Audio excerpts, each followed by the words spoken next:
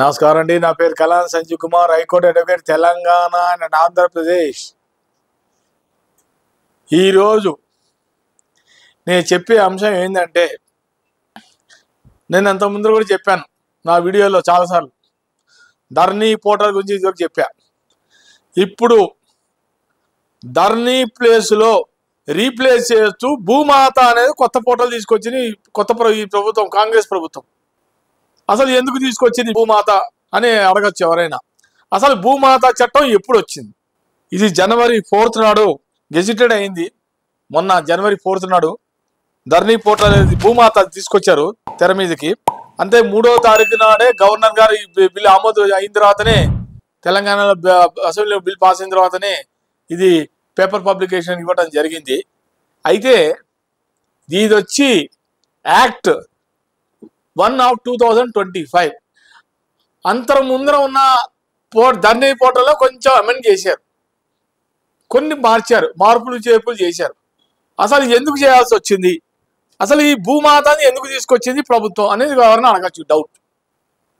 అంత ముందర ధరణి పోర్టల్ని మన అప్పటి మాజీ ముఖ్యమంత్రి గౌరవులైన కేసీఆర్ గారు 2020 అక్టోబర్ 24వ తారీఖు అప్పుడు ఆయన ఇది ధరణి పోర్టల్ని లాంచ్ చేయడం జరిగింది.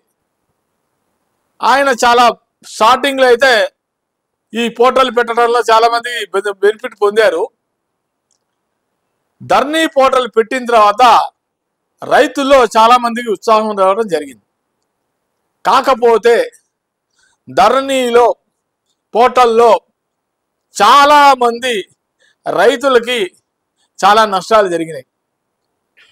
చాలామందివి అసలు వాళ్ళ రికార్డ్స్లోనే లేవు, ఆర్ఓఆర్లోనే వాళ్ళ పేరే నమోదు కాలే. వాళ్ళకి పహానీలే రాలేదు. చాలామంది రైతులు లబోదిబో మొత్తుకున్నారు, చాలా బాధలు పడ్డారు పాపం. చాలాసార్లు ఈ ధరణి పోర్టల్కి అప్పుడు ముఖ్యమంత్రి గారు ఈయనకి మన కలెక్టర్కి బాధ్యతలు అప్పచెప్పారు, అప్పటి కలెక్టర్కి.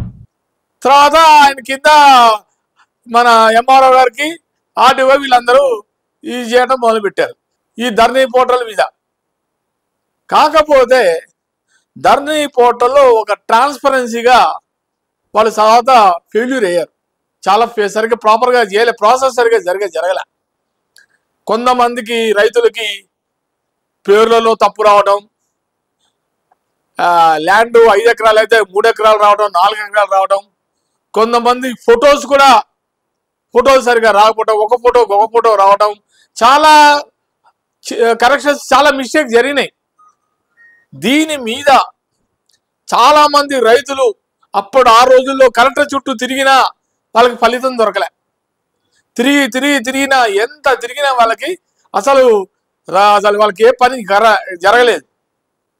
అయితే అసలు కొత్తగా ఈ కాంగ్రెస్ ప్రభుత్వం వచ్చిన తర్వాత హైడ్రా అని కొత్తగా తీసుకొచ్చారు. అసలు హైడ్రా ఎందుకు తీసుకురావాల్సి వచ్చింది? అప్పటి ప్రభుత్వంలో చాలా మందికి మరి చెరువుల దగ్గర కూడా వాళ్ళు కట్టుకోవటాలు జరిగినది. మరి పర్మిషన్స్ ఎలా వచ్చాయి, అథారిటీస్ ఎలా ఇచ్చారో ఎవరికి అర్థం కావట్లేదు. చాలా మంది అమాయకులు మోసపోయి రోడ్డు మీద పడటం కూడా జరిగింది. ఇవన్నీ పరిశీలించిన తర్వాత ఇప్పటి ముఖ్యమంత్రి గారు ఒక ట్రాన్స్పరెన్సీగా ఉండాలి అని చెప్పి ధరణిని రీప్లేస్ చేస్తూ భూమాత పోర్టల్గా కొత్తగా పెట్టాడు ఈయన.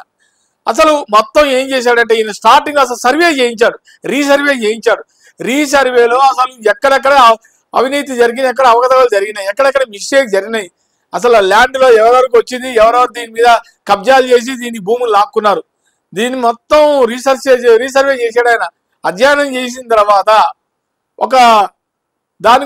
వీళ్ళంతా ఒక మీటింగ్ పెట్టుకొని దీని మీద అసలు దీన్ని ఎలా చేస్తే బాగుంటుంది, ప్రజలకి ఎలా చేయాలి అని చెప్పి దీని మీద రేవంత్ రెడ్డి గారు, ముఖ్యమంత్రి గారు, ఒక భూమాత అనేది మన యాక్ట్ 1 of 2025 మొన్ననే తీసుకొచ్చారు. ఇది 2024లోనే దీన్ని ప్రాసెస్ చేయడం జరిగింది. మొన్ననే ఈ 2025 యాక్ట్లో ఇది అమలు చేయడం జరిగింది. దీని మీద రైతులు ఎవరు భయపడకండి.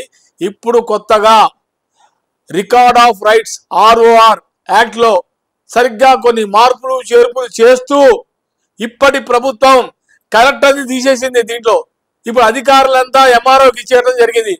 Mandal reviewing officer, joint sub registrar, registrar, sub registrar, ఈ ముగ్గురికి ఈ 3 కేటగిరీస్ లో చెప్పున ఇప్పుడు ఎవరికైనా ఏదైనా ప్రాబ్లమ్స్ వస్తే తక్షణమే ఎంఆర్ఓ దగ్గర ఒక అప్లికేషన్ పెట్టుకుంటే మీకు త్వరగా ఏమైనా కరెక్షన్స్ మిస్టేక్స్ ఉంటే మీకు త్వరగా అయ్యే ఆస్కారాలు ఉన్నాయి. మీరు ఎవరు కూడా ఆందోళన చెందాల్సిన అవసరం లేదు. ఇదివరకులాగా చుట్టూ కరెక్టర్ చుట్టూ తిరిగి పాపం చాలా మంది రైతులు చాలా బాధలు పడ్డారు. వాటి మీద అప్పుడు వీడియో చెప్పడం జరిగింది. ఇప్పుడు మళ్ళీ చెప్తున్నా, ఇప్పుడు భూమాత అనేది కొత్తది వచ్చింది, ధర్నీ ప్లేస్ లో వచ్చింది. ఎవరు కూడా ఆందోళన చెందకండి. ఇప్పుడు రికార్డ్ ఆఫ్ రైట్స్ లో బాగా కరెక్షన్ చేశారు. చాలా ఇప్పుడైతే ట్రాన్స్పరెన్సీగా చేస్తున్నారు. ఇప్పుడైతే ఈ చట్టంలో ఒకసారి మీరు కావాలంటే కొనుక్కోండి, యాక్ట్ 1/2025 చట్టం, ధరణి భూమాత చట్టం కొనుక్కోండి. దానిలో అంతా ROR మీద రికార్డ్ ఆఫ్ రైట్స్ మీద ప్రాపర్ గా చేశారు. ఇప్పుడు మొత్తం పూర్తి బాధ్యతలు మండల్ రెవెన్యూ ఆఫీసర్ కి, RDO రెవెన్యూ డివిజన్ ఆఫీసర్ వీళ్ళకే బాధ్యత అప్పచెప్పడం జరిగింది. ల్యాండ్ అయితే కనుక అగ్రికల్చరల్ అయితే కనుక MRO కమ్ సబ్ రిజిస్ట్రార్, మామూలు అయితే నాలా అంటారు, నాన్ అగ్రికల్చర్ ల్యాండ్ అయితే కనుక సబ్ రిజిస్ట్రార్. ఈ బాధ్యతలు వీళ్ళకి అప్పచెప్పిన తర్వాత మీకు ఏదన్నా ప్రాబ్లమ్స్ వస్తే మీరు డైరెక్ట్ గా అక్కడికి అప్రోచ్ అవ్వండి, లెటర్ పెట్టుకోండి, మీకు పరిష్కారం త్వరగా జరుగుతుంది. ఎవరు కూడా ఆందోళన చెందాల్సిన అవసరం లేదు. నమస్కారం.